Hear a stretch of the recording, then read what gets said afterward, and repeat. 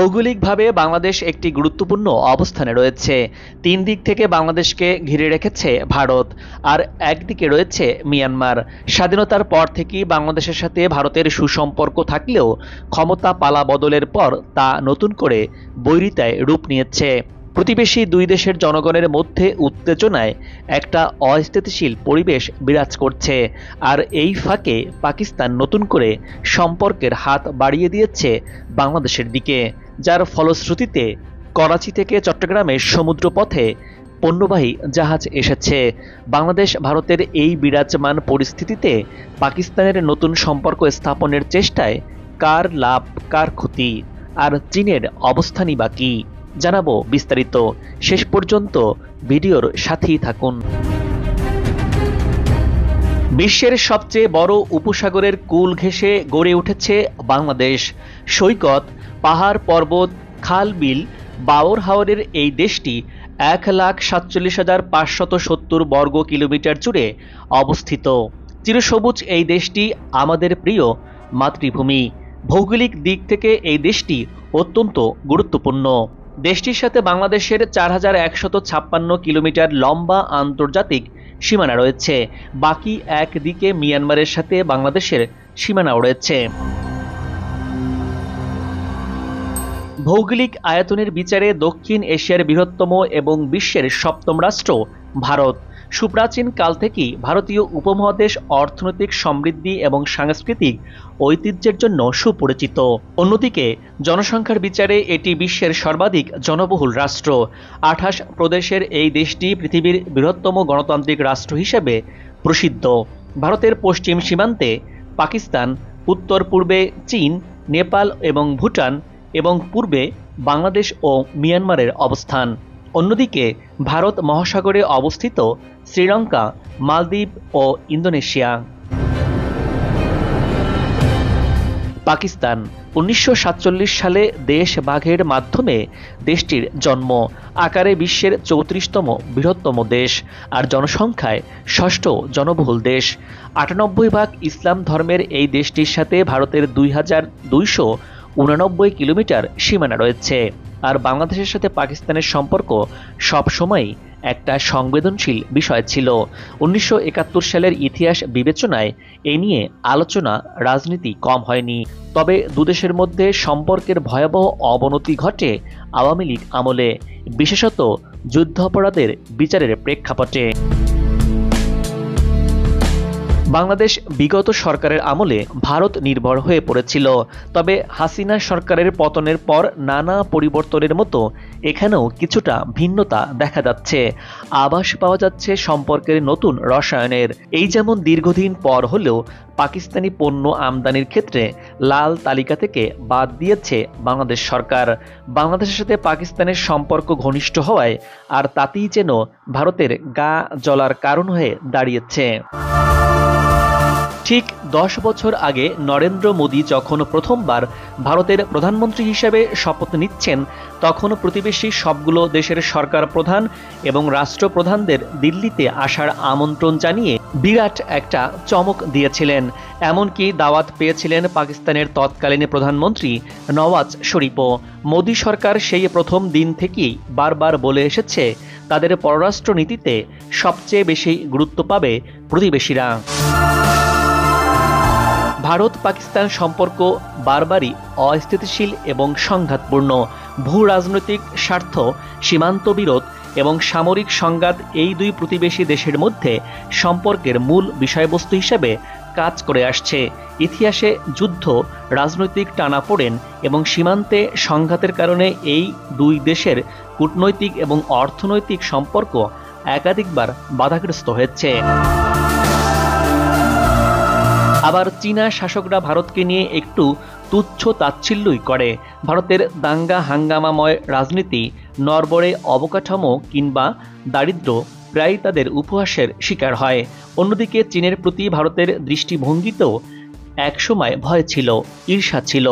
আর ছিল তাদের সমান হওয়ার অপরিণীয় আকাঙ্ক্ষা। কিন্তু এখন হিমালয়ের নিচে যে টেকটনিকগুলো আছে সেগুলো নড়াচড়া শুরু করেছে। একদিকে সীমান্তে রক্ত ঝরছে, অপরদিকে ক্রমে দৃঢ় হতে থাকা তাদের অর্থনৈতিক সম্পর্ক সম্পূর্ণ ভিন্ন কথা বলছে। তাছাড়া প্রতিনিয়তই দুই দেশের সীমান্ত নিয়ে উত্তেজনা দেখা যায়। গবেষকরা বলছেন দুই দেশের সম্পর্ক মোটেই মধুর নয়, বরং অম্ল। এই তালিকায় সবশেষ সংযোজন বাংলাদেশ, যেখানে বিগত ১.৫ দশক ধরে ভারতের একটি ঘনিষ্ঠ বন্ধু সরকার ক্ষমতায় থাকার পর প্রায় রাতারাতি সেই সরকার বিদায় নিয়েছে। তারপর এমন কিছু শক্তি ক্ষমতায় বৃত্তে চলে এসেছে যারা ঠিক ভারতের মিত্র হিসেবে পরিচিত নন। তাছাড়া ৩.৫ বছর আগে নরেন্দ্র মোদীর বাংলাদেশ সফরের সময় তার বিরুদ্ধে বিক্ষোভ ও সহিংসতা তুঙ্গে উঠেছিল।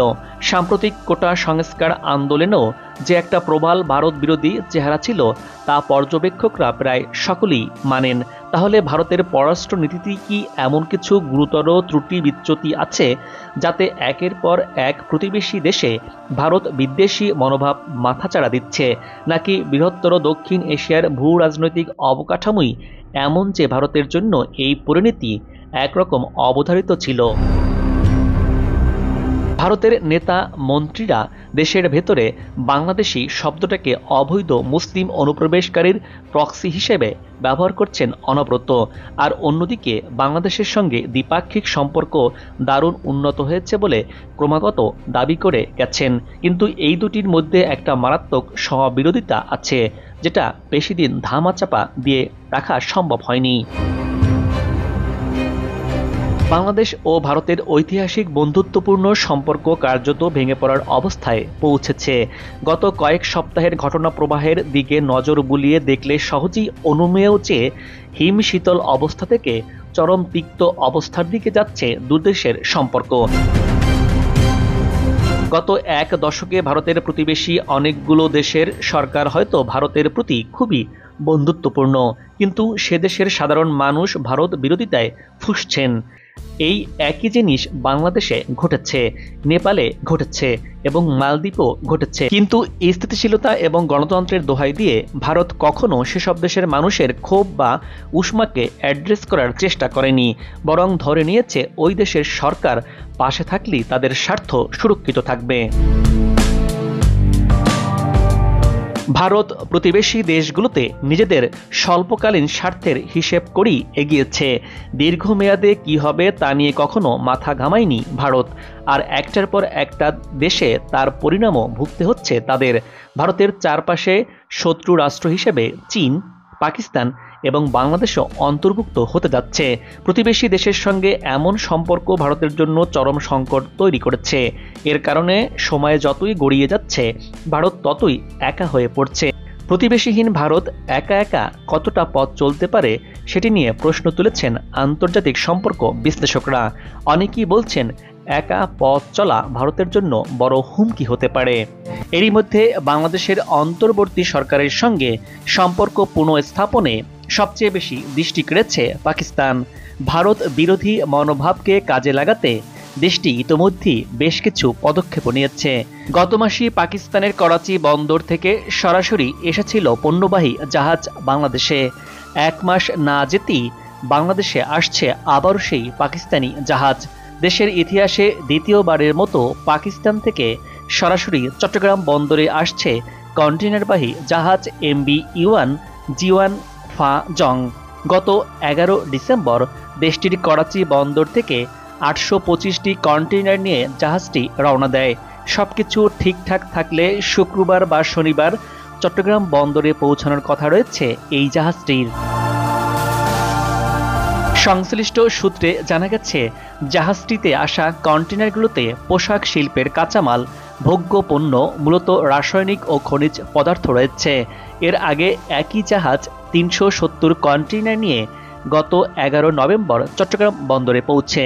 বাংলাদেশে দ্বিতীয়বার পাকিস্তানি জাহাজ আসায় এ নিয়ে উদ্বেগ বাড়ছে ভারতের। প্রথমবার পাকিস্তান থেকে চট্টগ্রাম বন্দরে সরাসরি জাহাজ আসার খবরে দেশ জুড়ে আলোচনার সৃষ্টি হয়। যদিও এর আগে পাকিস্তান থেকে চট্টগ্রাম পণ্য আনা নেওয়া হতো, তবে আগে হতো তৃতীয় কোনো বন্দরের মাধ্যমে। নানাবিধ ইস্যুতে বাংলাদেশের সাথে ভারতের টানাপোড়েন চলছে। সেই সাথে বাংলাদেশে পাকিস্তানের পণ্যবাহী জাহাজ আসা, ভিসার সুবিধা আর করাচি টু ঢাকা ফ্লাইট চালুর সিদ্ধান্ত নিয়ে ভারত অনেকটা চিন্তিত। আর এতে করে দীর্ঘদিন পরে হলেও পাকিস্তান লাভবান হচ্ছে, যা এর আগে ছিল না।